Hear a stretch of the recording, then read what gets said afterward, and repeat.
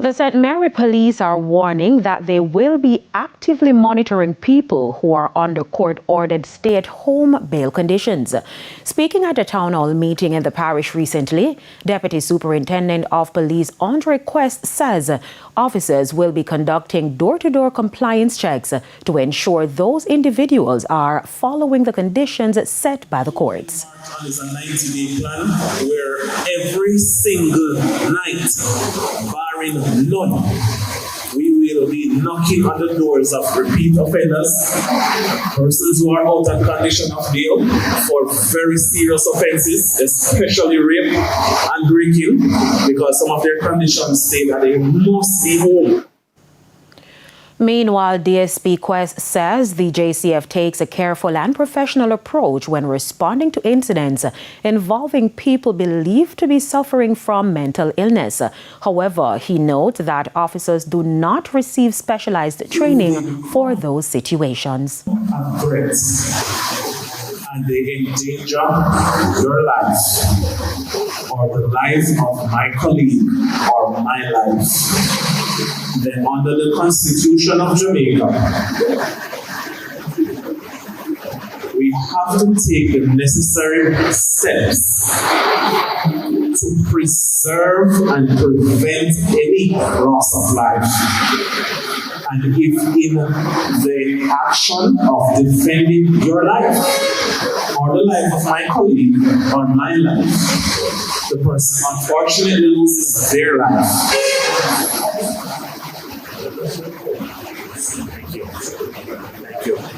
It is not the purpose of the police to take lives, because that's not the business that we're in. We're in the business of law enforcement. And that's the reason why we have the policy. And we do apologize for the quality of that audio. Now, another high-powered weapon is off the streets of St. James this afternoon. This after the St. James police conducted a targeted operation in the retirement community of Granville Monday, recovering a high-powered rifle. As seen, it is an AR-15 rifle, which also has a magazine and one round. Along with this weapon, we found a camouflage consisting of a pants, a vest shirt, and shoes, all of military style. Now, this seizure was in the retirement space where some weeks ago men challenged the police, and we believe that this is also a part of their arsenal.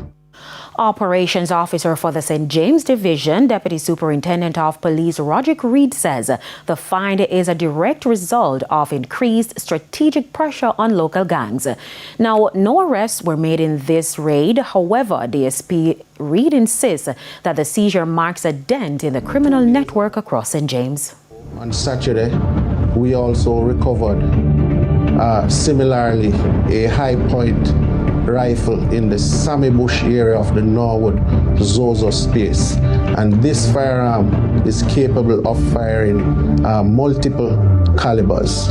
Again, we the police here in St. James want to remind the public that we are resolute in removing all illegal weapons like these to ensure that St. James continue to be the safest place in Jamaica. And it's time for a break here on the Midday News, but do stay with us. More stories when we return.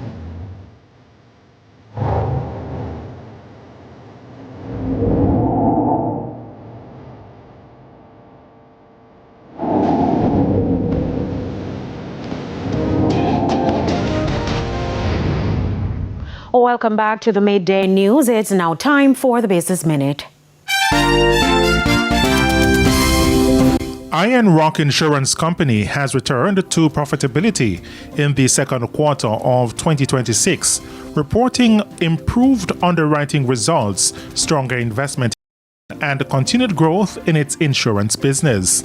The company says pre-tax profit for the April to June quarter was $21.7 million, a turnaround from $23.6 million loss in the corresponding period last year.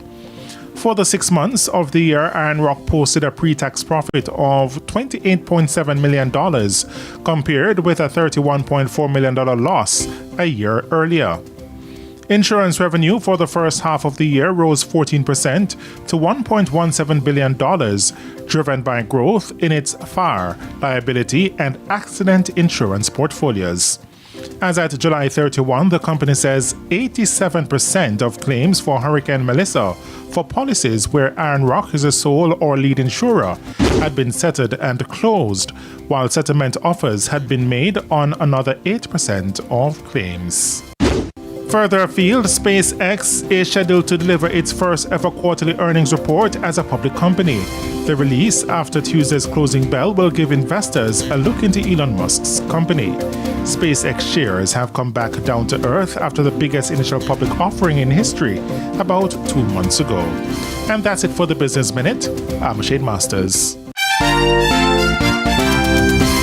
Thank you, Shane. Time now for the top stories from around the world. In the region, Belize's Prime Minister, John Briceño, says the proposed broadcasting bill is not about censorship, but about ensuring fairness in the media industry. Briceño says online news platforms that generate revenue should be held to the same journalistic standards as traditional media houses. The government says the bill would establish a licensing framework for certain online broadcasters, while also providing exemptions as it moves to modernize broadcasting laws to reflect today's digital media landscape. And on the international scene, authorities in Washington state have arrested a 37-year-old man in connection with the deadly Old Trails wildfire. Aaron Farinacci is charged with first-degree arson and is being held on a $1 million bond. Investigators say a witness saw the suspect acting suspiciously near the area where the fire started on Saturday before smoke was seen rising. The Old Trails fire is one of 3 major wildfires currently burning in Spokane County. And those were the top regional and international stories. I'm Aaliyah Bryant. Thank you, Aaliyah. We now head to our final break. When we come back, we'll have your Midday Sports Report with Jeremy Brown.